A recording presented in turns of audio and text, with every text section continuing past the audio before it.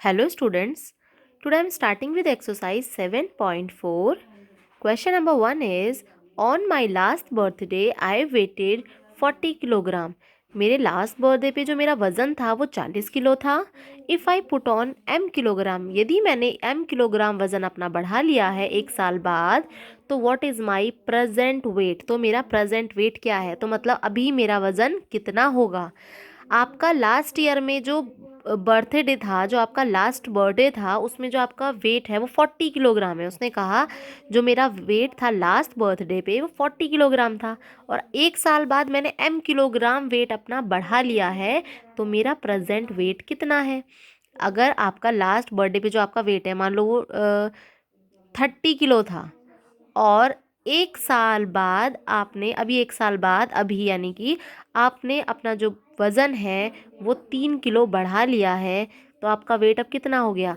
ये आपका last year था, अब आपने 3 किलोग्राम हो नहीं गया है आपका, आपने बढ़ा लिया है, अपना इतना वेट पुट ऑन कर लिया है. तो आपका प्रेजेंट यानी कि अभी वेट कितना होगा, आप इन दोनों को प्लस कर लेंगे. 30 आपका लास्ट बर्थडे पे था वज़न और 3 किलो आपने बढ़ाया है, तो अब आपका वज़न हो गया होगा 33 किलोग्राम. तो आपने क्या करा, दोनों वेट्स को, जो आपका लास्ट ईयर जो आपका टोटल वेट था वो प्लस जितना आपने बढ़ा लिया है, आपने उन दोनों को ऐड किया और बता दिया आपका वेट कितना है. क्योंकि यहाँ पे नंबर्स थे, तो नंबर्स में आपने इजीली इन्हें ऐड करा और पता चल गया प्रेजेंट वेट कितना है. यही हम इस क्वेश्चन में भी करेंगे. आपको क्या करना है, the weight on last birthday.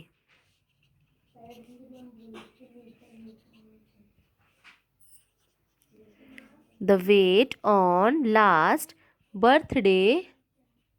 Last birthday पे जो आपका वेट है वो 40 किलोग्राम था और अभी आपने अपना वेट बढ़ा लिया है. Weight gained after a year, एक साल बाद जो आपका वज़न बढ़ा है वो बढ़ा है कितना, इस क्वेश्चन में गिवन है m किलोग्राम. हमने m किलोग्राम अपना वज़न बढ़ा लिया है. पहले 40 किलोग्राम था, अब m किलोग्राम बढ़ा लिया, तो अब प्रेजेंट वेट कितना होगा. प्रेजेंट वेट को क्या करना होगा, आपका जो लास्ट बर्थडे पे जो आपका वेट था प्लस जितना अब बढ़ गया है एक साल बाद, दोनों को ऐड करेंगे तो पता चल जाएगा कि हमारा प्रेजेंट वेट कितना है. John's uncle is 3 times older than John. John के जो अंकल हैं वो 3 टाइम्स यानी कि 3 टाइम्स ओल्डर हैं, 3 गुना बड़े हैं देन जॉन. जॉन के अंकल जॉन से 3 गुना बड़े हैं. And his aunt is 2 years younger than his uncle. और जो उसकी आंट है यानी कि उसकी जो आंटी है, जॉन की जो आंटी है, इज़ 2 ईयर्स यंगर, वो 2 साल छोटी हैं उसके अंकल से. Write the ages of his uncle and aunt in terms of John's age. John की एज के टर्म में आपको अंकल और आंटी दोनों की ही एज लिखनी है. देखो यहाँ पे जॉन के अंकल की जो एज है वो भी जॉन से कनेक्ट की गई है कि वो 3 टाइम्स ओल्डर हैं, जॉन से 3 गुना बड़े हैं. और उनकी आंटी को कनेक्ट किया गया है अंकल की एज से. दैट मीन्स जॉन के अंकल की एज आप तब बता सकते हैं जब आपको जॉन की एज पता होगी, और जॉन की आंटी की एज आप तब बता सकते हैं जब आपको जॉन के अंकल की एज पता होगी. दैट मीन्स अगर आपको जॉन के अंकल की एज चाहिए तो पहले आपको जॉन की एज पता होनी चाहिए. इस क्वेश्चन में जॉन की एज हमें नहीं पता तो हम उसे लेट करेंगे. हम मानेंगे कि जो जॉन की एज है, let the age of John. John की जो एज है वो x ईयर्स है, राइट. हमने लेट कर लिया कि वो x साल का है. तो his uncle, the age of his uncle क्या होगी, the age of his uncle. उसके अंकल की एज कितनी है, his uncle is 3 times older than John. वो जॉन की एज का 3 गुना है, उससे 3 गुना बड़े हैं, राइट. तो the age of his aunt, उसकी आंटी की एज क्या होगी, उसकी आंटी की एज क्या है, his aunt is 2 years younger, वो 2 साल छोटी हैं दैन हिज अंकल, उसके अंकल से. अंकल से 2 साल छोटी हैं. अंकल की एज में से अगर आप 2 माइनस कर दोगे तो आपको पता चल जाएगा आंटी की एज क्या है. और आपको बोला था जॉन के अंकल जो है वो जॉन की एज का 3 टाइम्स है, तो आप x को 3 से मल्टीप्लाई करोगे तो जॉन के अंकल की एज पता चल जाएगी। और उसकी आंटी की एज क्या है, अंकल की एज में से अंकल से वो 2 साल छोटी हैं, यानी कि अंकल की एज में से आप 2 साल माइनस कर दोगे तो आंटी की एज पता चल जाएगी।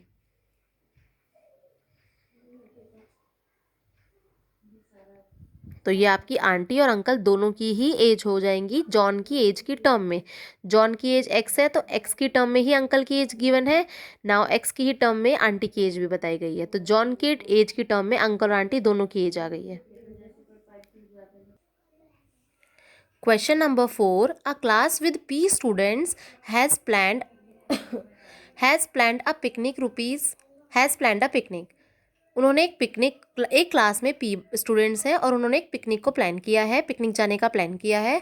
₹50 पर student is collected, out of which उन्होंने क्या किया है, एक प्लान किया पिकनिक जाने का, पी स्टूडेंट्स हैं क्लास में। ₹50 पर स्टूडेंट इज़ कलेक्टेड, एक बच्चे से 50 रुपये लिए जाएंगे, प्रत्येक बच्चे से हर एक बच्चा 50 रुपये देगा।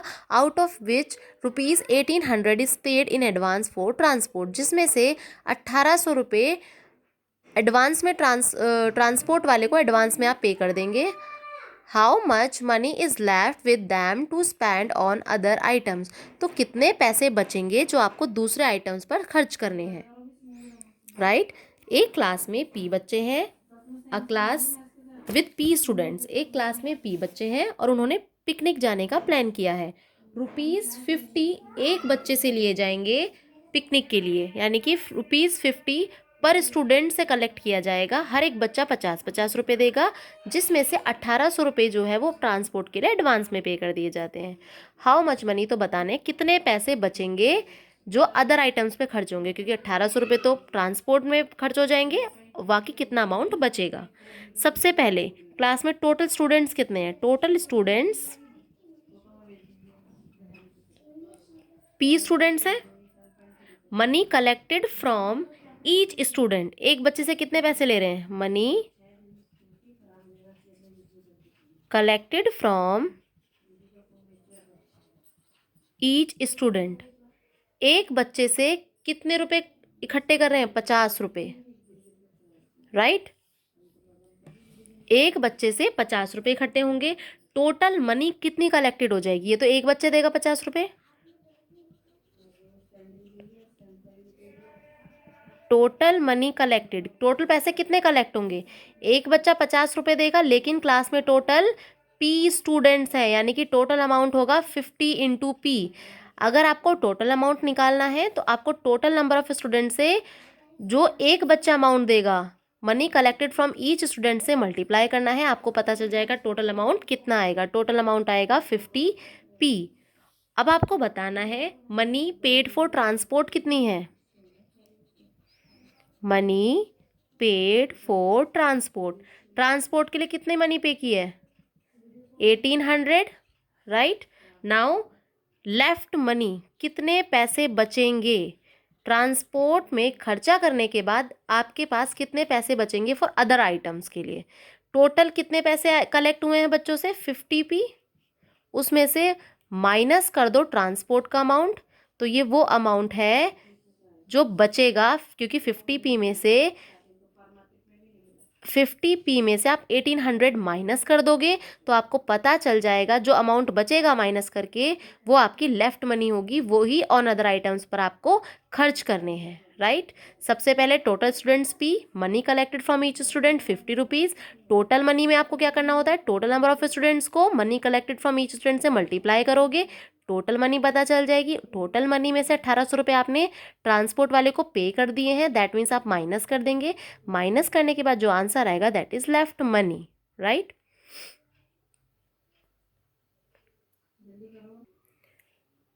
Now 6th question, Ruchika answered x long answer type questions correctly. Ruchika answer करती है x long answer type questions को आंसर करती है करेक्टली, उसने बिल्कुल करेक्ट आंसर दिए हैं एक्स लॉन्ग क्वेश्चंस का। और स्कोर्ड किए हैं 6 marks in short answer type question में। शॉर्ट आंसर टाइप क्वेश्चन में उसके 6 नंबर आए हैं और उसने एक्स लॉन्ग आंसर्स के करेक्ट आंसर दिए हैं। हमें ये नहीं पता कि लॉन्ग आंसर्स में उसे कितने नंबर्स मिले हैं, बस ये पता है कि उसने एक्स लॉन्ग आंसर का बिल्कुल करेक्ट आंसर किया है। नाउ 6 मार्क्स मिले हैं उसे answer type short answer type questions में। What is a total score, उसका टोटल स्कोर कितना है if each of long answer type question is of 4 marks. अगर उसका जो लॉन्ग आंसर टाइप क्वेश्चंस हैं वो एक क्वेश्चन अगर 4 नंबर का है तो उसने टोटल स्कोर कितना किया है। सबसे पहले हम क्या लिखेंगे, नंबर ऑफ लॉन्ग आंसर्स, कितने लॉन्ग आंसर्स हैं, number of long answers given by Ruchika. Ruchika ने कितने लॉन्ग आंसर्स किए हैं, एक्स करेक्ट किए हैं। एक्स लॉन्ग आंसर का उसने बिल्कुल करेक्ट जवाब दिया है और उसने स्कोर कितना किया है, scored in short answer type question.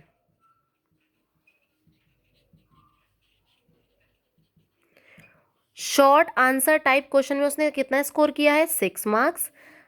6 number तो उसके शॉर्ट आंसर टाइप क्वेश्चन में आए हैं। अब हम स्कोर का देखेंगे कि उसने लॉन्ग आंसर टाइप क्वेश्चन में कितना स्कोर किया है। She scored in long answer type questions. Long answer type question में उसने कितना स्कोर किया है। शॉर्ट आंसर टाइप में तो 6 मार्क्स मिले हैं, लेकिन लॉन्ग में कितने मार्क्स मिले हैं नहीं पता, बट एक्स क्वेश्चन लॉन्ग उसने करेक्ट किए हैं और एक लॉन्ग क्वेश्चन 4 नंबर का है। तो लॉन्ग आंसर टाइप क्वेश्चन में कितने नंबर आएंगे उसके, नंबर ऑफ क्वेश्चंस मल्टीप्लाई जितने नंबर का वो एक क्वेश्चन होगा।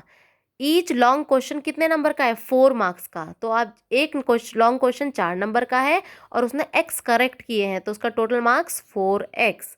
तो उसकी टोटल स्कोर कितना हो गया, ये उसके लॉन्ग आंसर टाइप क्वेश्चन के मार्क्स हैं। Total score long answer type question के numbers plus short answer type के नंबर, दोनों के नंबर्स को आप ऐड कर देंगे, आपको पता चल जाएगा उसने टोटल स्कोर कितना किया है। नंबर ऑफ लॉन्ग आंसर जो उसने करेक्ट किए हैं वो x है। एक क्वेश्चन 4 नंबर का है तो उसने टोटल कितना स्कोर किया, 4x। शॉर्ट में उसने कितना स्कोर किया वो डायरेक्टली गिवन है 6, तो दोनों मार्क्स को आप ऐड कर देंगे तो उसने टोटल कितना स्कोर किया है ये आपको पता चल जाएगा। अब आप इस तरीके से होमवर्क में कंप्लीट करेंगे। Do exercise 7.4।